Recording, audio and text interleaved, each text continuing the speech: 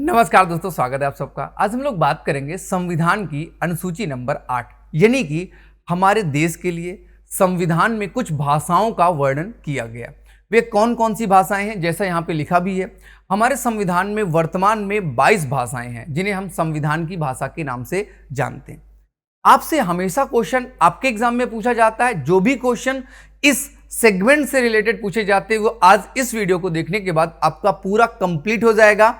सबसे पहले मैं आगे बढ़ूं इससे पहले जो सर्वाधिक क्वेश्चन पूछा जाता है वो आप समझ लीजिएगा।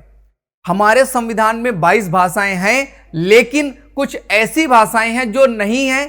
आप होने वाली तो सब याद हो जाएंगी या जनरल मान लीजिएगा, लेकिन जो नहीं है वो जरूर याद करनी है। जैसे राजस्थानी, हरियाणवी, भोजपुरी, ये 3 भाषाएं हमारे संविधान के अनुसूची नंबर 8 में नहीं है। आपके एग्जाम में यही क्वेश्चंस बार बार पूछा जाता है कि निम्न में से कौन सी भाषा है जो संविधान की 8वीं अनुसूची में नहीं है। और वहां पर इंग्लिश होता है, राजस्थानी होता है, हरियाणवी होता है, तो याद रखना है ये भाषाएं संविधान में नहीं है। अंग्रेजी नहीं है, याद रखिएगा, राजस्थानी नहीं है, हरियाणवी नहीं है, भोजपुरी नहीं है। तो है कौन कौन सी भाषाएं वो समझिएगा। दरअसल जब 26 जनवरी 1950 को भारत का संविधान लागू हुआ तो तात्कालिक समय में हमारे संविधान में भाषाओं की संख्या थी 14। कितनी थी? 14। और आगे संशोधन करके इनकी संख्या को बढ़ाकर कर दिया गया 22। तो फिलहाल अभी हम 14 भाषाओं के बारे में बात करते हैं। कौन कौन सी शुरुआत में 14 भाषाएं थी। जैसा कि यहां पे लिखा हुआ है, वर्णित है, आपका एक भाषा है जिसका नाम है असमीज। चूंकि एबीसीडी के क्रम के हिसाब से लिखा हुआ है, एक भाषा है असमीज यानी कि असम की भाषा है। बंगाली या बांग्ला भाषा है, गुजराती भाषा है, हिंदी भी है, याद रखेंगे, कन्नड़ भी है, कश्मीरी भी है और मलयालम भी है। संस्कृत भाषा भी है, चिंता मत कीजिएगा। जितनी क्लासिकल लैंग्वेज है सभी की सभी हैं। जैसे मराठी, ओडिसी, आपका पंजाबी, संस्कृत, तमिल, तेलुगु और उर्दू भी है।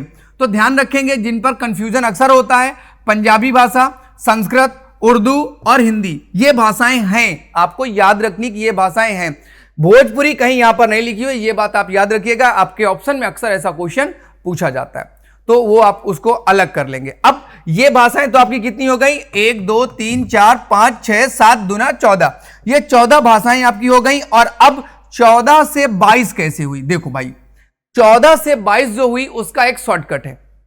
सिंधी नमक लेने डीएम साहब के साथ गई। मैं यहां पर लिख देता हूं, याद रखेंगे। एक लड़की है या कोई नाम ही मान लीजिएगा, सिंधी नमक लेने डीएम साहब के साथ गई। किसके साथ गई? डीएम साहब के साथ गई। एक भाषा सिंधी जोड़ी गई, नेपाली, मणिपुरी, कोंकणी जोड़ी गई, आपके डोंगरी, मैथिली, संथाली और बोडो, ये 3 बार संशोधन करके संविधान में जोड़ी गई थी। और अभी आपका उड़ीसा की एक भाषा, उसे जोड़ने की सिफारिश की जा रही है। जब जुड़ेगी तब जुड़ेगी। अब इनमें से सबसे पहले यानी कि 15वीं भाषा जो आपकी जोड़ी गई 1967 में, उसका नाम है सिंधी भाषा। और सिंधी भाषा को हमने 21वें संविधान संशोधन के तहत जोड़ा 1967 में। अर्थात सिंधी हमारी कौन सी भाषा हो गई? 15वीं भाषा। फिर 1992 में 71वां संविधान संशोधन किया गया और नमक भाषाएं, नामक यानी कि नेपाली, आपका कोंकणी और मणिपुरी, अर्थात ऐसी भाषाएं जो विदेशी हैं वो भी हमारे संविधान का हिस्सा है।